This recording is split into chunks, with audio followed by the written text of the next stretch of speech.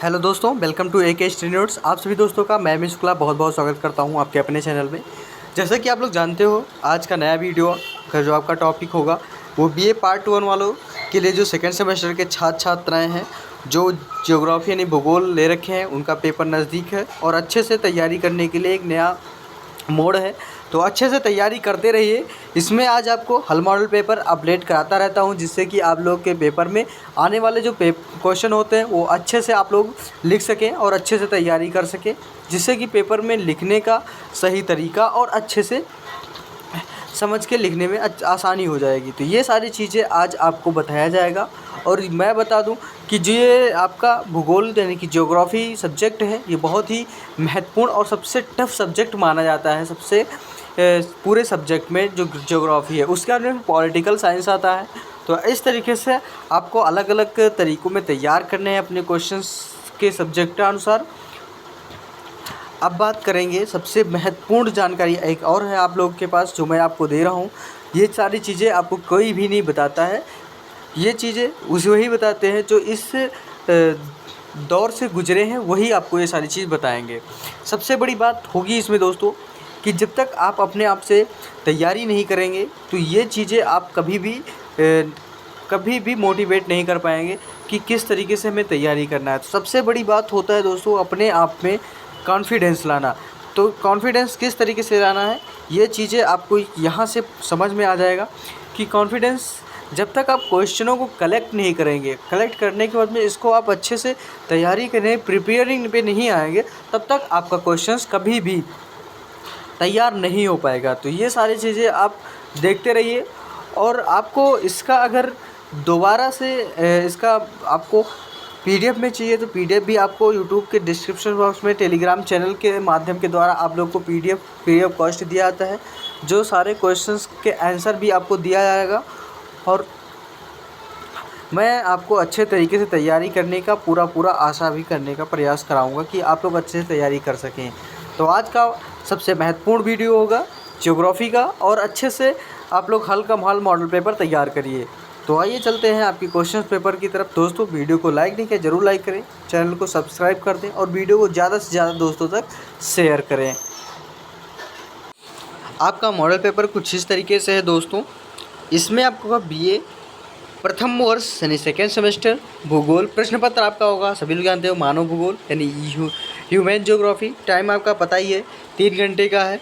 NEP का मतलब होता है दोस्तों न्यू एजुकेशन पॉलिसी 2022-23 के अंतर्गत, यानी अकॉर्डिंग कहा गया है कि NEP अकॉर्डिंग, यानी कि न्यू एजुकेशन पॉलिसी के अकॉर्डिंग। यहाँ पे खंड A दे रखा है जो आप लोग अच्छे से जानते हो। खंड A में सभी प्रश्न अनिवार्य हैं। प्रत्येक प्रश्न का उत्तर जो लिखना है वो 50 शब्दों में होना चाहिए। बात करेंगे आपके ये कितने नंबर का होता है एक क्वेश्चन, ये चीज़ें भी आपको जानना बहुत ज़रूरी है। ये आपके 2 अंक के होते हैं। सबसे बड़ी बात होता है कि अगर एक आप आंसर लिखेंगे तो 2 नंबर का आपको यहाँ पे मिलेगा। और अच्छे से आपको ये समझ में आए कि ये 2 नंबर जो है वो किस तरीके से लिखना है, कैसे हमें करना है क्वेश्चनों को। तो ये सारी चीज़ें आपको खुद से डिसाइड करना है कि हम अगर पढ़ेंगे तभी हमें क्वेश्चंस के आंसर प्राप्त होंगे। तो आप लोग को ज़रूर ये चीज़ें अगर तभी संभव है जब आप लोग पूरा वीडियो देखेंगे तभी। अब आज का आपका जो क्वेश्चन है वो है अल्प न्यून जनसंख्या क्या है। पहले का फर्स्ट क्वेश्चन है कि अल्प न्यून जनसंख्या होता क्या है। अल्प न्यून जनसंख्या होता क्या है, ये चीज़ें आपको अच्छे से समझना है। इसमें कहा गया है कि जब किसी देश में जनसंख्या की वृद्धि होने से, इसमें फिर आपको लिखना है कि जब किसी देश में जनसंख्या की वृद्धि होने से प्रति व्यक्ति आय में बढ़ोतरी होती है। यानी कि अगर कोई भी जनसंख्या है, अगर जनसंख्या वृद्धि हो रही है तो उसमें जो प्रति व्यक्ति आय है उसमें बढ़ोतरी हो, तो ऐसे देश अल्प जनसंख्या वाला देश कहलाता है। यानी कि जो प्रति व्यक्ति आय होती है उसमें भी बढ़ोतरी होती है, तो इस देश को हम क्या कहते हैं, अल्प जनसंख्या वाला देश कहते हैं। यहाँ पे क्लार्क महोदय जी के शब्दों में कहा गया है कि अल्प जनसंख्या वहाँ मिलती है जहाँ संसाधनों के पूर्ण उपयोग के लिए जनसंख्या का अभाव हो, या जहाँ के संसाधन जनसंख्या के जीवन स्तर में कमी व बेरोजगारी में वृद्धि न करते हुए अधिक जनसंख्या के भरण पोषण की क्षमता रखते हैं। तो यही होता है हमारा अल्प न्यून जनसंख्या। ठीक है, तो ये होता है आपका अल्प न्यून जनसंख्या के बारे में, यानी कि जो एक बार फिर से मैं आपको थोड़ा सा इसमें टॉपिक है कि संसाधन जनसंख्या है जीवन स्तर में कमी व बेरोजगारी में वृद्धि न करते हुए अधिक जनसंख्या के भरण पोषण की क्षमता रखते हों, तो वही होता है अल्प यानी कि न्यून जनसंख्या। उसके बाद में फिर आपका आता है नेक्स्ट क्वेश्चन, सेकंड यानी कि दूसरा क्वेश्चन है कि मानव अर्थव्यवस्था की विकास की अवस्थाएं, यानी कि मानव अर्थव्यवस्था के विकास की अवस्थाएं। ये भी आपका क्वेश्चन बहुत ही महत्वपूर्ण है, बहुत ही लाजवाब क्वेश्चन है। ये दोनों क्वेश्चन अगर आप बात करें तो पिछले यानी कि 2018 और 19, 2020 में तो आपका पेपर ही नहीं हुआ, आप लोग सभी लोग जानते हो। और 18-19 की बात करें तो आप लोग जानते हो कि जो फर्स्ट ईयर में रहते थे तो उनके 3 सब्जेक्ट हुआ करते थे, तो जो ह्यूमन ज्योग्राफी से हुआ करते थे, तो ये क्वेश्चंस बार बार पूछे गए थे। और प्रीवियस ईयर के क्वेश्चंस अगर कभी भी उठा के देखिए तो ये सारे क्वेश्चंस आपको मिलते रहेंगे। कुछ दोस्त हमारे कहते हैं कि सर प्रीवियस 2012-11 के क्वेश्चंस उठा के देखो, तो सर ये चीज़ें आप लोग को समझ में नहीं आती है कि 2012-11 के जो मॉडल पेपर हैं वो आपको क्वेश्चंस के द्वारा ही अपडेट होते हैं। तो वो जो मॉडल पेपर होते हैं वो आपके क्वेश्चंस में इंक्लूड होता है, उसी के अकॉर्डिंग आपके ये सारे क्वेश्चन बनाए जाते हैं। तो वो सारे क्वेश्चंस एक एक करके तो आपका एक मॉडल पेपर तैयार करते हैं। तो इस तरीके से आपको समझने में और अच्छे से पढ़ने में समस्याएं के नहीं आएंगी और पेपर देने में भी अच्छे से आप लोग अच्छे से दे सकते हो पेपर को। अब आपका आता है मानव अर्थव्यवस्था में, मानव अर्थव्यवस्था के विकास के 3 प्रमुख अवस्थाएं माने गए हैं। पहला तो आपका आता है इसमें कि एकाकी अथवा प्रकीर्ण बस्तियाँ। इसमें क्या आती है? पहला एकाकी और प्रकीर्ण बस्तियाँ। दूसरा आपका आएगा इसमें कि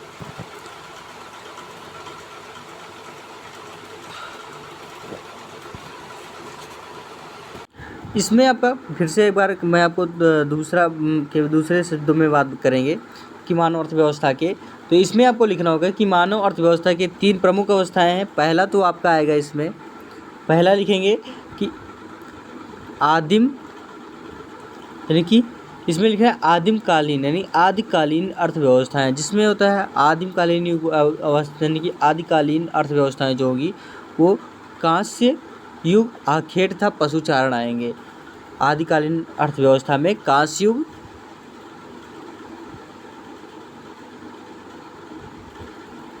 उसके बाद में फिर आपका कांस्य युग, आखेट तथा पशुचारण। दूसरा आपका इसमें आएगा, दूसरा लिखेंगे कृषि का विकास, इसमें आएगा कृषि का विकास। उसके बाद में तीसरा आपका आएगा यहाँ पे औद्योगिक विकास। औद्योगिक विकास में आपको होता है, औद्योगिक विकास में पहला लौह युग, दूसरा वर्तमान युग, लौह युग और वर्तमान युग। तो ये आपके होते हैं मानव अर्थव्यवस्था की अवस्थाएं। उसके बाद में फिर तीसरा क्वेश्चन आपका आता है कि निश्चयवाद या वातावरणवाद प्रकृतिवाद से आप क्या समझते हैं, यानी निश्चयवाद होता क्या है, इसको आपको जानना है कि निश्चयवाद से आप क्या समझते हैं या निश्चयवाद से क्या तात्पर्य है। जैसे भी आपको क्वेश्चंस अच्छा लगता है उसी तरीके से आप लोग क्रिएट कर सकते हैं। इसमें लिखना होगा आपका आंसर में, यहाँ पे उत्तर डालेंगे और उत्तर में लिखेंगे आप कि निश्चयवादी विचारधारा के अनुसार प्राकृतिक वातावरण शक्तिशाली है, यानी कि जो निश्चयवादी विचारधारा के अनुसार कहा गया है जो प्रकृति है, जो प्राकृतिक वातावरण है वो शक्तिशाली मानी गई है तथा उसका प्रभाव प्रत्यक्ष या परोक्ष में मानव के क्रियाकलापों पर पड़ता है, यानी कि उसका जो प्रभाव है वो प्रत्यक्ष रूप से मानव के जो क्रियाकलाप हैं, यानी कि जो उसके कार्यभार हैं उसके प्रभाव पे उसका प्रभाव पड़ता है मनुष्य के किसी भी क्षेत्र में। मानव की आकृति, भोजन, वस्त्र, गृह, आर्थिक व्यवस्था, उद्योग, संस्कृति, धर्म और सामाजिक राजनीतिक व्यवस्था आदि प्राकृतिक वातावरण द्वारा ही निर्धारित होते हैं। अगर कोई भी चीज़ करते हैं, भोजन आपको मिलता है तो प्राकृतिक से मिलता है, वस्त्र भी मिलता है तो प्राकृतिक से मिलता है, मानव की आकृति देखा है तो प्राकृतिक से ही मिलती है। उसके में फिर आपका आर्थिक व्यवस्था जो है वो भी आपको प्रकृति से ही मिलती है। अगर प्रकृति से नहीं होगी तो आपका आर्थिक व्यवस्थाएं नहीं कर पाएंगे। उद्योग भी होगा, जब तक आपका सामान नहीं आएगा वो आप उद्योग कुछ भी नहीं कर सकते हैं। संस्कृति की बात करें, जब तक आपके दिमाग में कला नहीं आएगी संस्कृत कभी कर ही नहीं सकते हैं। धर्म हो गया, आप किसी भी संप्रदाय से हों, जब तक आपको आप आस्तिक नास्तिक दो प्रकार से होते हैं, नास्तिक और आस्तिक समझते ही हैं आप। तो आपको आस्तिक वही व्यक्ति होता है जो ना समझ वाला होता है, जो समझने वाला है। तो इस तरीके से आपको आस्तिक और नास्तिक के बारे में समझ में आता है। ना समझने वाला नास्तिक होता है, आस्तिक होता है जो ईश्वर को ना माने वो नास्तिक होता है। तो इस तरीके से उसके बाद में फिर आपका आता है कि राजनीतिक व्यवस्थाएं आदि प्राकृतिक वातावरण द्वारा निर्धारित होते हैं, इसीलिए इसे वातावरणवाद कहा जाता है। क्या कहा था इसे? वातावरणवाद। फिर उसके बाद निश्चयवादी विचारधारा का प्रमुख विकास जो हुआ वो 19वीं शताब्दी में हुआ था। किसमें हुआ था? 19वीं शताब्दी में जर्मन भूगोलवेत्ताओं द्वारा किया गया था। इन्होंने प्राकृतिक पर्यावरण को सर्वोपरि माना है और मानव से संबंधित सभी पहलुओं पर प्राकृतिक पर्यावरण के नियंत्रण को स्वीकार किया है। उसके बाद में फिर आपका नेक्स्ट क्वेश्चन आता है चौथा, यानी कि संभाव्यवाद, यानी कि संभववाद। संभववाद क्या होता है दोस्तों? ये भी क्वेश्चन बहुत ही महत्वपूर्ण है। अच्छे से एक एक क्वेश्चन आपको एक एक टिप्स के द्वारा दिया जाता है कि आप अच्छे से तैयारी कर सकें। फिर आपको चौथे में लिखना है आंसर कि संभववाद की विचारधारा का प्रतिपादन फ्रांसीसी भूगोलवेत्ता यानी फेब्रे ने, यानी फ्रांसीसी भूगोलवेत्ता जो हैं वो फैब्रिक जी के अनुसार कहा गया है कि सन 1925 में किया गया है। यानी संभववाद की जो प्रतिपादन है वो फ्रांसीसी भूगोलवेत्ता फेब्रे ने सन 1925 ईस्वी में 1900 to 500 यानी कि 1925 ईस्वी में किया है। इस विचारधारा के अनुसार पृथ्वी पर विभिन्न प्रकार के वातावरण के क्षेत्र हैं और प्रत्येक प्रकार का वातावरण उस क्षेत्र में मानव के निवास के लिए तथा मानव द्वारा साधन उपयोग की कुछ संभावनाएं प्रस्तुत करता है। उसके बाद में फिर नेक्स्ट क्वेश्चन यानी पांचवा आपका आता है इसमें कि मानव प्रजाति से क्या आशय है। मानव प्रजाति से क्या आशय है? अब आप इसमें आंसर लिखेंगे कि मानव शास्त्रियों के अनुसार प्रजाति एक जैविकीय और प्राणशास्त्रीय संकल्पना है। प्राणशास्त्रीय और जैविकीय एक यानी कि कहा जैविकीय संकल्पना है। इसके अनुसार शारीरिक लक्षणों के आधार पर एक विशिष्ट मानव समूह को प्रजाति माना गया है। यानी कि जो शरीर के आधार पर है और उसका जो विशिष्ट रूप माना गया है वही हमारा प्रजाति कहा गया है।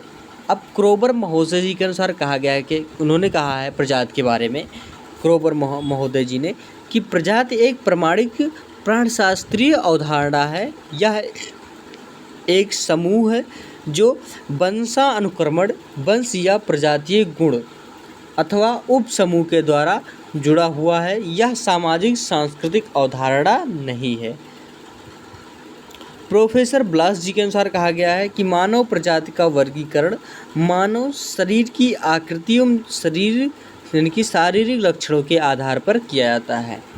उसका नेक्स्ट क्वेश्चन आपका उसका में फिर आपका छठा क्वेश्चन आता है कि ऑस्ट्रेलोपिथेकस मानव की दो विशेषताएं बताइए। यानी कि यहाँ पे आपका दिया गया है कि ऑस्ट्रेलोपिथेकस मानव की दो विशेषताएं बताइए। पहला आपका आता है इसमें कि छोटी मस्तिष्क धारिता जो आज बड़े आकार के कपि में पाई जाती है उसी आकार की थी। दूसरा आपका आएगा इसमें कि बड़े आकार का चबरडक, अग्रचबरडक, छोटे कृंतक तथा रत्नक दांत होते हैं। फिर तीसरा आपका आता है इसमें कूल्हे की हड्डी तथा हाथ पैरों की हड्डियों की बनावट मानव के समान है। तो ये ऑस्ट्रेलोपिथेकस के बारे में यहाँ पे आपको दो विशेषताएं बताई गई हैं। उसके बाद फिर आपका आता है सातवां क्वेश्चन, होमो सैपियंस की 3 शाखाओं के नाम बताइए। होमो सैपियंस की 3 शाखाएं कौन कौन सी हैं? पहला नंबर तो आपको लिखना है कि होमो सैपियंस की प्रमुख 3 शाखाएं निम्न हैं। पहला आपका आएगा इसमें ग्रिमाल्डी मानव। पहले कौन आएंगे इसमें? ग्रिमाल्डी मानव। उसके बाद में फिर आपका दूसरा आएगा इसमें क्रोमेगनन मानव। दूसरा क्रोमेगनन मानव। फिर तीसरा आपका आएगा इसमें रोडेशियाई यानी कि रोडेशियाई मानव। उसके बाद में फिर आपका 8वां क्वेश्चन आएगा विश्व के प्रमुख सांस्कृतिक प्रदेश यानी कि विश्व के प्रमुख सांस्कृतिक प्रदेश। इसमें आपको आंसर में लिखना होगा इसमें विश्व के प्रमुख सांस्कृतिक प्रदेश में अब आपका इसमें आंसर में लिखेंगे कि सांस्कृतिक प्रदेश से तात्पर्य उस विस्तृत भूभाग से है जिसके निवासियों में महत्वपूर्ण गुणों के मौलिक एकता, संकलन, विन्यास, एकीकरण समान रूप से पाया जाता है। क्या क्या गुण पाए जाते हैं? पहला तो आपका तो मौलिक एकता, दूसरा संकलन, तीसरा विन्यास और चौथा एकीकरण समान रूप से पाया जाता है। इन विशेषताओं के कारण दूसरे सांस्कृतिक प्रदेश के निवासियों में उससे में भिन्नता पाई जाती है। विश्व में 6 प्राकृतिक प्रदेश हैं। पहला तो आपका आएगा इसमें पश्चिमी सांस्कृतिक प्रदेश, दूसरा आपका आएगा इस्लामी सांस्कृतिक प्रदेश, तीसरा आपका आएगा इसमें कि भारतीय सांस्कृतिक प्रदेश, फिर चौथा पूर्वी एशिया सांस्कृतिक प्रदेश, फिर पाँचवा आपका आएगा दक्षिणी पूर्वी एशिया सांस्कृतिक प्रदेश और छठा आपका आता है इसमें मध्य अफ्रीकी सांस्कृतिक प्रदेश। तो ये 6 जो आपके सांस्कृतिक प्रदेश हैं ये बहुत ही महत्वपूर्ण और बहुत ही पूछे जाने वाले प्रश्न के आंसर हैं आपके। यानी कि विश्व में प्रमुख सांस्कृतिक प्रदेश निम्न रूप से 6 प्रकार के होते हैं। पहले तो पश्चिमी सांस्कृतिक प्रदेश, दूसरा इस्लामी सांस्कृतिक प्रदेश, तीसरा भारतीय सांस्कृतिक प्रदेश, चौथा पूर्वी एशिया सांस्कृतिक प्रदेश और पाँचवा दक्षिणी पूर्वी एशिया सांस्कृतिक प्रदेश, फिर छठा मध्य अफ्रीकी सांस्कृतिक प्रदेश। उसके बाद में फिर आपकी आती है 8वां क्वेश्चन यानी प्रजाति की परिभाषा बताइए। प्रजाति की परिभाषा क्या होती है? इसमें कहा गया है कि मानव शास्त्रियों के अनुसार प्रजाति एक जैविकीय और प्राणशास्त्रीय संकल्पना है। इसके अनुसार शारीरिक लक्षणों के आधार पर एक विशिष्ट मानव समूह की प्रजाति में माना गया है। वही सेम क्वेश्चन आपको प्रजाति के बारे में यहाँ पे बताया गया है। इससे पहले मैंने आपको बता ही चुका हूँ। इसमें आपका होगा कि प्रजाति एक प्रमाणिक प्राणशास्त्रीय अवधारणा है। यह एक समूह है जो वंशानुक्रमण, वंश या प्रजातीय गुण अथवा उप समूह के द्वारा जुड़ा हुआ है। यह सामाजिक सांस्कृतिक अवधारणा नहीं है। ये कोबर महोदय जी के अनुसार कहा गया है। उसके बाद में फिर नेक्स्ट क्वेश्चन आपका 10वां दैनिक प्रवास। दैनिक प्रवास क्या होता है? इसमें आपको लिखना दैनिक प्रवास में आंसर डालेंगे, लिखेंगे स्थानांतरण का काल पक्ष दैनिक प्रवास है। यानी कि स्थानांतरण जो काल है, जो स्थानांतरण का काल था वो दैनिक प्रवास है। इसमें किसी महानगर या बड़े औद्योगिक नगर में मजदूरी करके अपनी आजीविका कमाने के लिए उस महानगर के समीपवर्ती गांवों या कस्बों में श्रमिक प्रातःकाल उस महानगर को चले जाते हैं और सायंकाल को वापस अपने गांव या कस्बे को आ जाते हैं। इन्हीं को हम दैनिक प्रवास कहते हैं। या श्रमिकों के अलावा पढ़े लिखे नर नारियों को भी कुछ संख्या कार्यकलापों आदि में कार्य करने के लिए प्रतिदिन आते जाते हैं। इस तरह के प्रतिदिन के आवागमन को हम दैनिक प्रवास कहते हैं। जो हमें होता है दैनिक आदान प्रदान जिसे कहते हैं, या दैनिक का चाल ढाल जिसे कहते हैं। यानी कि बात करें तो दैनिक की बात करते हैं तो दैनिक का मतलब होता है डेली का, यानी कि रोजाना। क्या होता है इसमें? रोजाना का कार्य। क्या कहेंगे इसको हम? रोजाना का कार्य। और प्रवास का मतलब आप लोग समझते हो। प्रवास का मतलब होता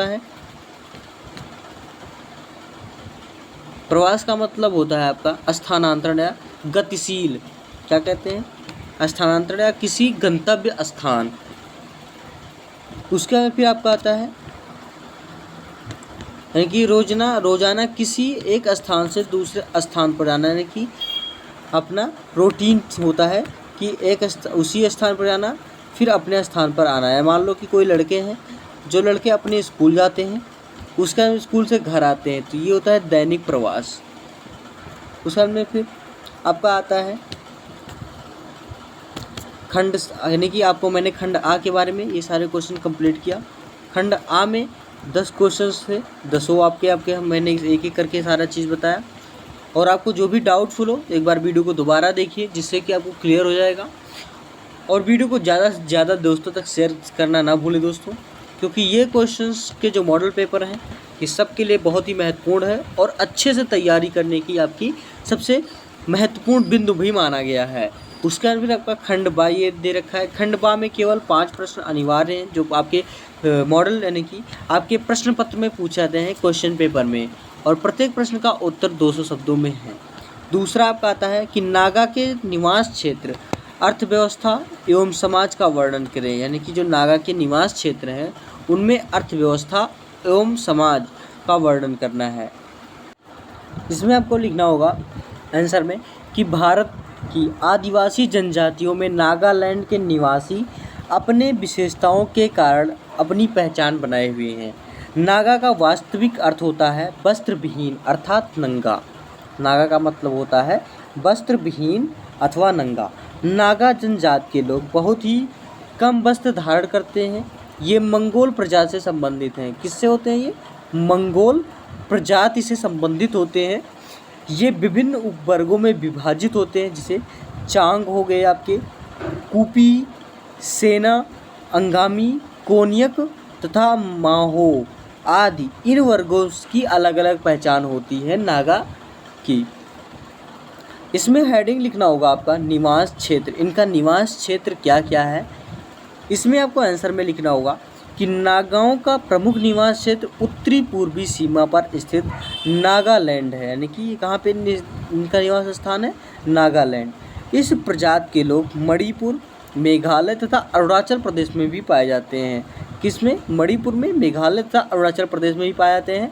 और नागालैंड की जो भूमि है वो पर्वत श्रेणियाँ, घाटियों तथा सघन वनों के कारण बीहड़ क्षेत्र बन गई है। दोई, इमांग तथा दीखी इस क्षेत्र की प्रमुख नदियां हैं, जो ब्रह्मपुत्र नदी में जाकर गिरती हैं। यहाँ घाटियों तथा ऊंचे क्षेत्रों का तापमान लगभग समान रहता है। पर्वत चोटियों में शीतकाल पर भारी बर्फ गिरती है। यहाँ वर्षा अधिक मात्रा में पाई जाती है, जो अधिक मात्रा में वनों की उत्पत्ति का प्रमुख कारण है। यहाँ के वनों में विभिन्न प्रकार के वृक्ष पाए जाते हैं। इन वनों में बहुत छोटे छोटे जंगली जानवर पाए जाते हैं। नागालैंड की भौतिक पर्यावरण सघन वनस्पति, जीव जंतु तथा उष्ण आर्द्र जलवायु भरे वातावरण से प्रभावित है। दूसरा आपको लिखना होगा आर्थिक व्यवस्था, यानी कि इनकी आर्थिक व्यवस्था क्या है। आर्थिक व्यवस्था में लिखना होगा कि नागा जनजाति के लोग मुख्यतः धान की खेती करते हैं। दक्षिण क्षेत्र में निवास करने वाले नागा प्रजाति के लोग धान के अतिरिक्त आलू, मिर्च, दाल आदि फसलों को भी उत्पादन करते हैं। जबकि मध्यवर्ती क्षेत्र के नागा जनजाति के लोग धान, यानी कि धान के साथ साथ साग सब्जी तथा मक्का का भी यानी कि फसल भी उगाते हैं। इनके यहाँ परिवर्तनशील कृषि का प्रचलन है। जंगल को काटकर ये लोग उसे कृषि योग्य भूमि बनाते हैं तथा कुछ समय तक कृषि करने के पश्चात उस भूमि को छोड़ देते हैं तथा दूसरी भूमि पर कृषि करने लगते हैं। नागा प्रजाति के लोग को खेती की उर्वरता बनाए रखने के लिए ज्ञान नहीं है, इसलिए ये लोग एक खेत में 2-3 वर्ष तक कृषि कार्य करते हैं और वर्षा बाहुल क्षेत्र होने के कारण यहाँ की मिट्टी उपजाऊ तत्व के साथ पानी के साथ बह जाते हैं। पुरुष तथा स्त्रियां दोनों कृषि कार्य समान रूप से करते हैं। पुरुष कृषि कार्य के अतिरिक्त लकड़ी काटना, शिकार करना तथा आवास का निर्माण का कार्य करना, स्त्रियां प्रायः जाल बुनना, कपड़ा बुनने तथा टोकरी बनाने का कार्य करती हैं। नागा जनजाति के लोग गाय, बैल, सुअर, मुर्गी आदि जानवरों को भी पालते हैं और इसी यानी कि कृषि इनकी आर्थिक व्यवस्था की धुरी है। यानी कि जो कृषि है इनका जो आर्थिक है वो मुख्य रूप से क्या है? धुरी यानी केंद्र माना गया है। तीसरा भोजन हो गया इनका कि नागा जनजाति के लोगों का जो प्रमुख भोजन है वो चावल हो गया, मांस हो गया, साग सब्जी होता है। इनके भोजन का प्रमुख अंग चावल है। नागा जनजाति के लोग मांस खाने के बहुत शौकीन होते हैं। ये लोग शिकार से प्राप्त मांस का सेवन करते हैं, लेकिन जब शिकार का अभाव होता है तब ये लोग पालतू जानवरों जैसे मुर्गी, सुअर आदि के मांस का सेवन करते हैं। ये लोग चावल में से तैयार की गई शराब का भी सेवन करते हैं। फिर चौथा वस्त्र हो गया। नागा जनजाति के लोग सूती तथा ऊनी वस्त्र धारण करते हैं। पुरुष कमरे के नीचे सूती कपड़ा लपेटते हैं तथा इनकी स्त्रियां घाघरा चोली पहनती हैं। इसकी स्त्रियां चूड़ी तथा आभूषण भी धारण करती हैं। ये विभिन्न धातुओं तथा पत्थरों के आभूषण पहनती हैं और इनके पहनावे से स्त्री पुरुष आसानी से पहचाने जा सकते हैं। इनमें से कुछ कबीले के नागा बिल्कुल वस्त्र विहीन रहते हैं। नागा साधु अपने नंगेपन के लिए बहुत प्रसिद्ध हैं। बाह्य संस्कृतियों तथा बाहरी लोगों के संपर्क में आने के कारण अब लोग आधुनिक ढंग से वस्त्र भी धारण करने लगे हैं। उसके बाद फिर आवास आता है। इनके गांव ऊंचे स्थान पर बसे होते हैं। नागा जनजाति के लोगों के आवासों की दीवार लकड़ी तथा या बांस तथा छाजन फूस का बना होता है। लकड़ी के लट्ठों पर बने आवासों के निचले भाग में ये लोग पशु बांधते हैं तथा ऊपरी भाग में ये लोग विश्राम करते हैं। फिर नेक्स्ट आता है छठवां उपकरण तथा अस्त्र वस्त्र, यानी इनके उपकरण क्या हैं। नागा जनजाति के लोग अपने दैनिक कार्य करने के लिए बहुत ही साधारण उपकरणों का प्रयोग करते हैं। दाव इनका सबसे प्रमुख उपकरण है जो लौह के मुठ वाले हंसिए की भांति बना होता है। इसका उपयोग ये लोग विभिन्न कार्य जैसे पेड़ काटने, घास काटना, मांस काटने आदि के लिए करते हैं। इसी से नागा प्रजाति के लोग बीज बोने के लिए जमीन खोदने का कार्य करते हैं तथा शराब या पानी रखने के लिए बांस की नलकाओं को भी इसी से बनाते हैं। फिर आता है सामाजिक संगठन। इसमें आपको लिखना होगा कि नागा जनजाति के लोग प्रजातंत्र अर्थव्यवस्था पाई जाती है, यानी कि प्रजातंत्र व्यवस्था पाई जाती है। इनके समाज में भी सभी व्यक्तियों के समान अधिकार प्राप्त होते हैं। इनके गांव का मुखिया इनका पुरोहित भी होता है। गांव के सभी धार्मिक कार्य वही करता है। कुछ नागा जनजाति के कबीलों की सामंती व्यवस्था को भी देखने को मिलती है। सामंतीवादी व्यवस्था में गांव का मुखिया शासक होता है तथा सभी ग्रामवासी उसी के आदेशानुसार कार्य करते हैं, लेकिन मुखिया को कुशल योद्धा होना अति आवश्यक है। नागा जनजाति में सगोत्रीय विवाह वर्जित माना जाता है। इन जनजाति में गोत्र के बाहर विवाह करने के लिए लड़के तथा लड़कियों को पूर्व स्वतंत्रता प्राप्त होती है। शादी में लड़के वाले के स्थान पर लड़का पक्ष को दहेज देना पड़ता है और शादी के पश्चात लड़के को लड़की के घर 1 साल तक परिश्रम करना पड़ता है, यानी कि लड़के को लड़की के घर 1 साल तक क्या करना पड़ता है, परिश्रम करना पड़ता है। और इनमें विवाह के पूर्ण यौन संबंधी स्थापित करने की छूट होती है, यानी कि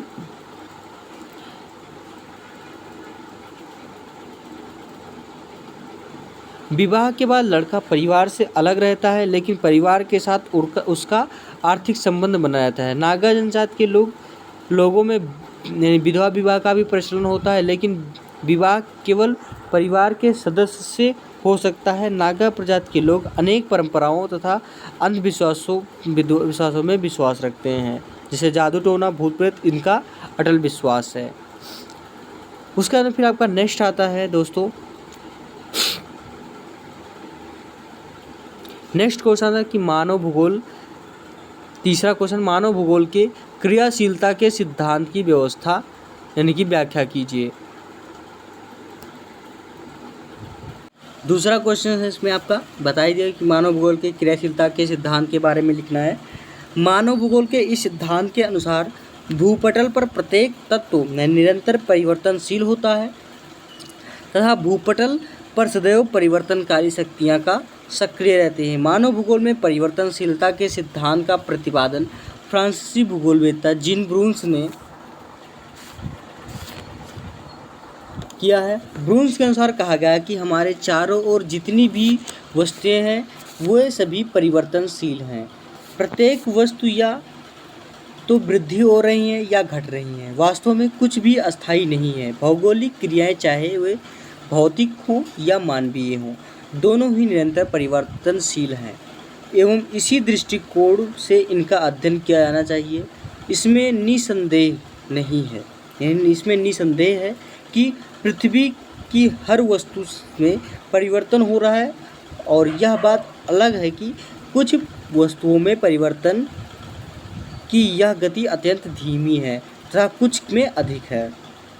इसमें पहला लिखेंगे, हेडिंग डालेंगे कि पृथ्वी के ग्रहीय संबंध, पृथ्वी का ग्रहीय संबंध। इसमें आपको लिखना है कि सौरमंडल के अन्य ग्रहों के साथ पृथ्वी भी सूर्य की परिक्रमा कर रही है, साथ साथ वह अपने अक्ष पर भी घूम रही है। पृथ्वी की इन दोनों गतियों में ऋतुएं तथा दिन रात होते हैं, और साथ ही इन भूगतियों से विभिन्न ताप पेटियाँ तथा वायुदाब दबाव पेटियाँ में परिवर्तन, जलवायु में उल्लेखनीय परिवर्तन होते हैं। फिर सेकंड आता है इसमें पृथ्वी की आंतरिक एवं बाह्य शक्तियाँ। पृथ्वी की कुछ भूगर्भिक प्रक्रियाएं जो भूपटल पर अतिमंद जो राति से परिवर्तन करती है, जैसे पर्वतों का उठना तथा खाड़ियों, सागरों व महासागरों का सिकुड़ना एवं विस्तृत होना। दूसरी ओर भूगर्भ की कुछ क्रियाएं ऐसी भी हैं जो सहायक तेजी के साथ भूपटल पर परिवर्तन करती हैं। इस प्रकार की भूगर्भिक क्रियाओं में भूकंपों का आना तथा ज्वालामुखी उद्गार जैसे भूगर्भिक क्रियाएं सम्मिलित होती हैं। पृथ्वी की बाह्य शक्तियों में सौरिक शक्ति की उत्पन्न शक्तियों की सम्मिलित किया जाता है। पृथ्वी के धरातल पर प्राप्त सूर्यातप की विभिन्न धरातलीय तापमान, वायु दबाव, वर्षा तथा हवाओं की गति प्रभावित होती है। इनके कारण भूपटल पर परिवर्तन दृष्टिगोचर है। तीसरा, गुरुत्वाकर्षण शक्ति। पृथ्वी के आंतरिक एवं बाह्य बलों में पृथ्वी में जो एक असंतुलन की स्थिति बन जाती है, पृथ्वी का गुरुत्वाकर्षण बल उसे संतुलित एवं स्थिर बनाने में संलग्न रहता है। वर्षा का जल धरातल पर आना, अधिक ऊंचाई वाले भूभागों का जल निचले भूभागों की ओर बहना, विभिन्न क्षेत्रों के विभिन्न घनत्व वाली चट्टानों के अधिक संतुलन कायम रखना तथा वायुमंडल में हवाओं का विभिन्न परतों की व्यवस्थित करना जैसे कार्य गुरुत्वाकर्षण बल के प्रतिफल है। इसीलिए इस बल को ब्रून्स महोदय ने बुद्धिमान बल की संज्ञा दी है। फिर आता है जैविक शक्तियाँ। जैविक शक्तियों में वनस्पति एवं जीव जंतुओं द्वारा किए गए परिवर्तनों को सम्मिलित किया गया है, और वनस्पति का आवरण एक और भूमि कटाव को नियंत्रित करता है, जो दूसरी ओर कमजोर चट्टानों में पेड़ पौधों की जड़ें प्रवेश कर इनमें दूसरी दरारें निर्मित करती हैं, और जिसके फलस्वरूप अपक्षय की क्रिया बढ़ जाती है। इसके अतिरिक्त भूमि के अंदर असंख्य कीड़े मकोड़े तथा बैक्टीरिया छोटे छोटे छिद्र व कॉलोनी बनाकर रहते हैं। फिर आता है मानवीय शक्ति।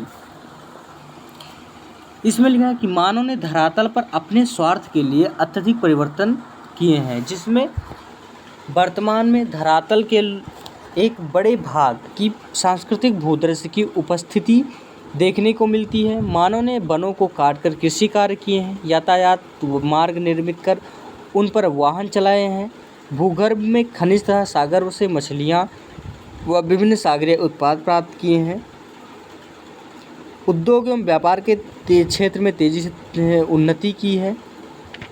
उसका फिर आपका आता है कि परिवर्तन की यह प्रक्रिया प्राकृतिक तथा जैविक शक्तियों के माध्यम से संपन्न हो रही है। मानव इन परिवर्तनों के प्रभाव में अछूता नहीं है और इन परिवर्तनों से अपने क्रियाकलापों का सामंजस्य स्थापित करने में प्रयासरत रहा। अंत में फ्रांसीसी भूगोलवेत्ता ब्रून्स ने इस कथन का उद्धरण किया है कि हमारे चारों ओर प्रत्येक वस्तु परिवर्तन की दिशा में है और वास्तव में कुछ भी गतिहीन एवं अपरिवर्तनशील नहीं है। चौथा, विश्व में प्रमुख मत्स्य क्षेत्रों को बताइए। अब आपका आता है विश्व में मत्स्य क्षेत्र निम्नलिखित हैं। पहला तो उत्तरी प्रशांत महासागरीय तटवर्ती क्षेत्र।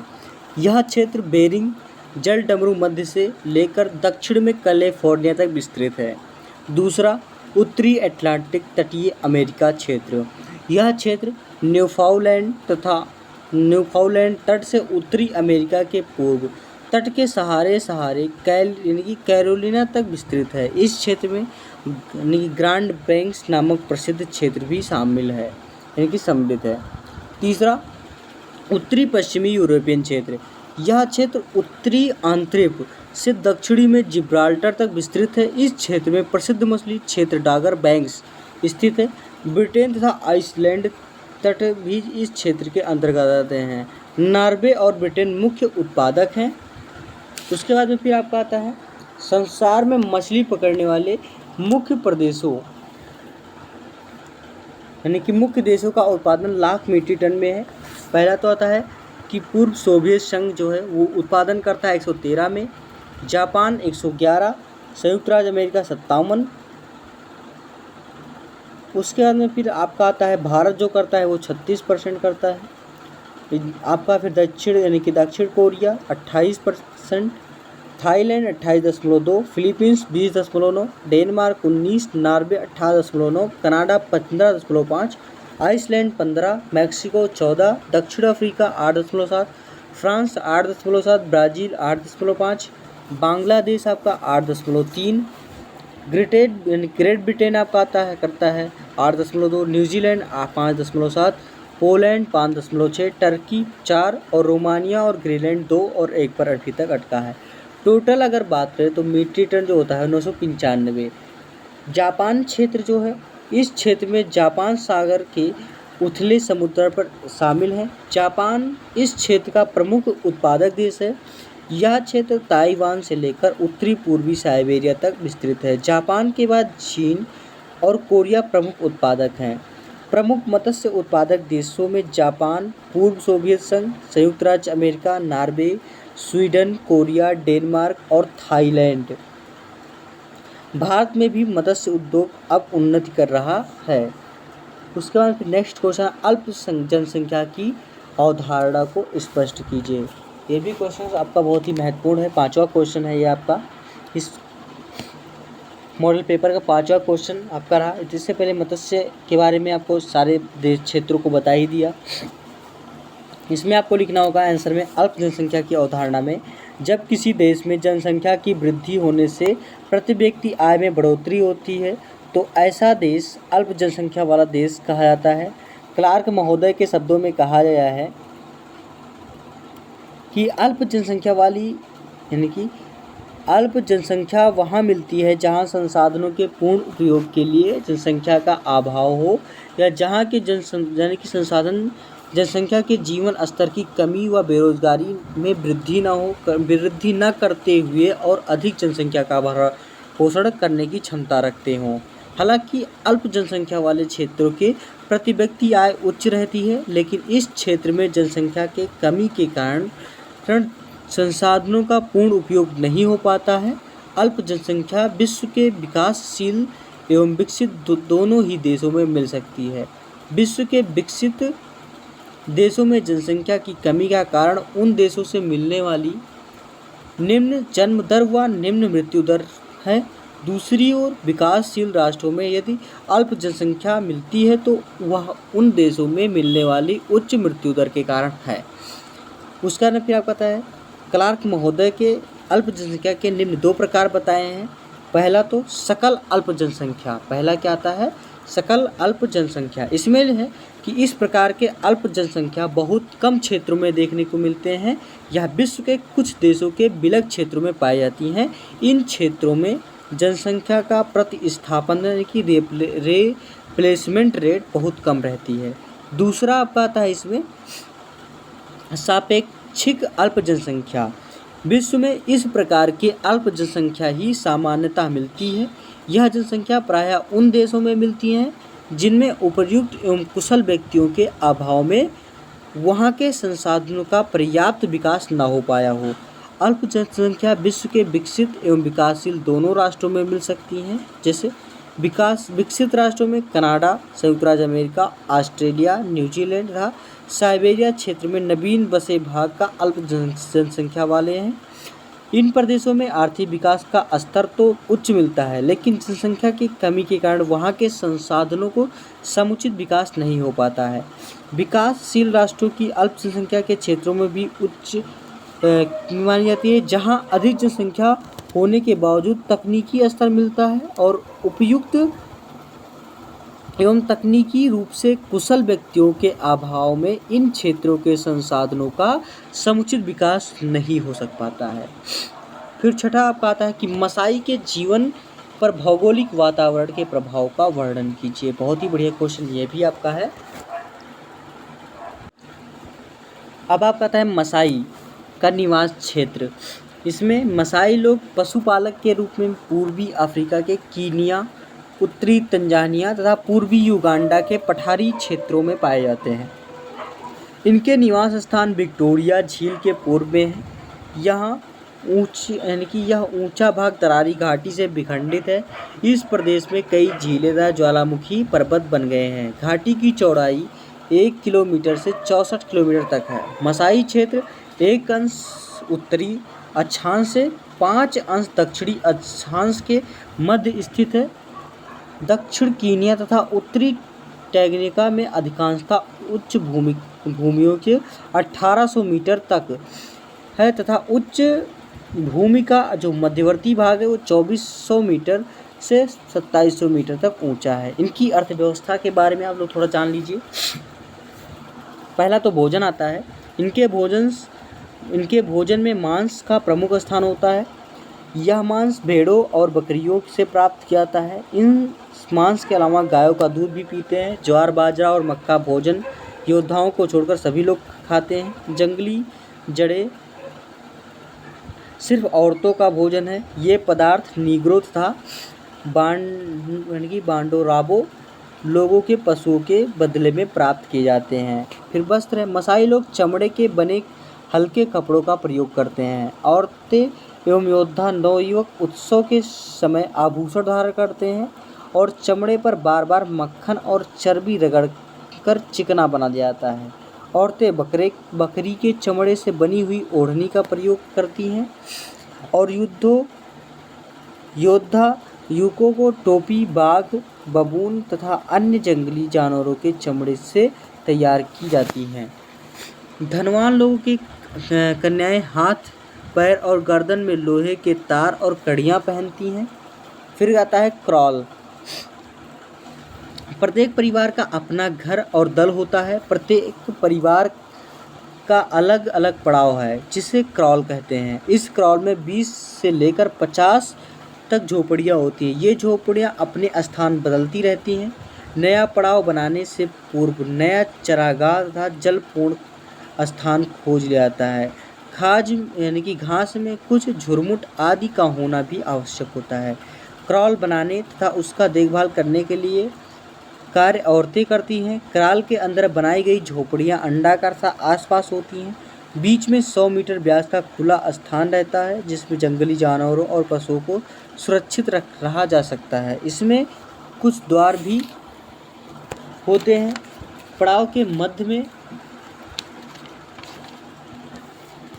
बाड़ों का एक क्रम रहता है जिनमें रात के समय पशु रखे जाते हैं और बाड़ों की कटीली झाड़ियों से घेर लिया जाता है। फिर आती है इनकी झोपड़ियाँ। प्रत्येक पत्नी की अपनी झोपड़ियाँ रहती हैं जिसकी देखभाल करती हैं।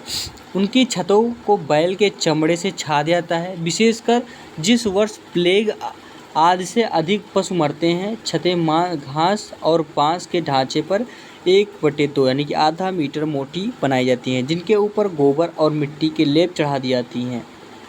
दरवाज़ों पर मोटे चमड़े लगा दिए जाते हैं। नष्ट होने वाले वस्तुओं को ढक दिया जाता है। इनकी कुटिया बिल्कुल अंधकारमय होती हैं और प्रकाश तथा वायु आने के लिए केवल छिद्र छोड़ दिए जाते हैं जिनको केवल रात्रि के समय तथा खराब मौसम में ही खोला जाता है। सोने के लिए द्वार से बिल्कुल दूर स्थान पर मचान बना होता है जिस पर किसी पशु की खाल चढ़ी होती है। पशुधन। अब आता है पशुधन। इनकी वास्तविक संपत्ति पशु है। प्रत्येक परिवार के पास पशुओं की काफ़ी जनसंख्या होती है। दूध निकालने का कार्य स्त्रियां दिन निकालने से पहले ही तथा शाम को सूर्य छिपने से पहले करती हैं। दूध को इकट्ठा करने और रखने के लिए सूखी लौकी की तुम्बी का प्रयोग किया जाता है। दूध के बर्तनों का पवित्र रखने के लिए उसे गोमूत्र से घोलिया जाता है और मसाई अपने पालतू पशुओं की हत्या नहीं करते हैं। गायों का मांस उनके स्वतः मरने के बाद खाया जाता है, परंतु वे कभी मारी नहीं जाती। गायों के प्रति इनका बड़ा प्रेम होता है। प्रत्येक गाय का कुछ नाम होता है। इनके यहाँ दूध का प्रयोग कच्चा ही होता है तथा सिर्फ रोगी मनुष्यों को ही दूध उबाल कर दिया जाता है। दूध को हिलाकर मक्खन बनाया जाता है परंतु ये लोग पनीर बनाना नहीं जानते हैं। सामाजिक संगठन मसाई लोगों के विवाह और पशुओं तथा अन्य संपत्ति को पाने का उत्तराधिकार गोत्र सदस्यता द्वारा प्रकाशित होता है। इन लोगों में एक गोत्र में शादी नहीं होती तथा गोत्र पिता के गोत्र पर निश्चित होता है। उनमें कुछ लोगों में उपविभाग होते हैं, परंतु यह गोत्र से बाहर विवाह करने वाले होते हैं। कीनिया में रहने वाले मसाई लोग के दो बड़े भागों में बांटा जाता है। पहला काले बैल के गोत्र वाले, दूसरा लाल बैल के गोत्र वाले। गोत्र का सिर्फ घरेलू महत्व है, राजनीतिक महत्व नहीं होता है।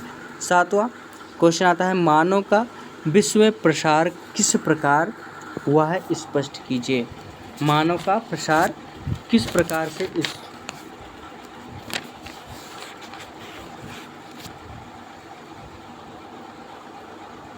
अब आपका नेक्स्ट क्वेश्चन आता है, मानव का प्रसार। आंसर लिखेंगे इसमें आपका, मानव का मूल उद्भव क्षेत्र यानी कि ऊष्रार्ध प्रदेश है। आदिम मानव के सभी अवशेष उद्रांश प्रदेश तंजानिया जावा में ही मिले हैं। ऊष्रार्ध प्रदेश में मानव वहीं निवास कर सकता था जहां उसने पीने योग्य पानी तथा खोने के लिए प्रचुर मात्रा में कंदमूल, फल अथवा मछली इत्यादि सुलभ थे।